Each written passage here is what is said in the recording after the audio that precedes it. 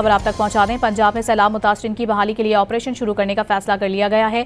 वजीर आला पंजाब मरियम नवाज ने सैलाब मुतासरा इलाकों में सड़कों, पुलों और इंफ्रास्ट्रक्चर की फौरी बहाली का हुक्म दे दिया है। मजीद जानेंगे डॉन न्यूज़ के नुमाइंदे अदनान शेख हमारे साथ मौजूद हैं। अदनान, क्या तफसीलात बताएंगे?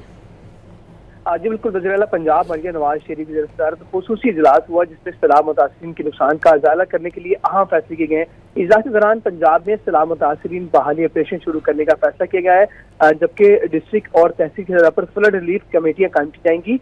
वज़ीर आला पंजाब मरियम नवाज शरीफ ने सैलाब मुतासरीन की इमदाद के लिए आसान तरीन तरीक़ेकार वज़ा करने की हिदायत की है और सैलाब मुतासरीन के लिए सर्वे फार्म, मोबाइल ऐप और मॉनिटरिंग डैशबोर्ड भी कायम किया जाएगा। जबकि वज़ीर आला पंजाब मरियम नवाज शरीफ डैशबोर्ड पर खुद सैलाब मुतासरीन की इमदाद की मॉनिटरिंग करेंगी और मरियम नवाज ने शहबाज जो सैलाब मुतासर इलाकों में सड़कों, पुलों और इंफ्रास्ट्रक्चर को फौरी बहाली जो है उसका हुक्म दे दिया है।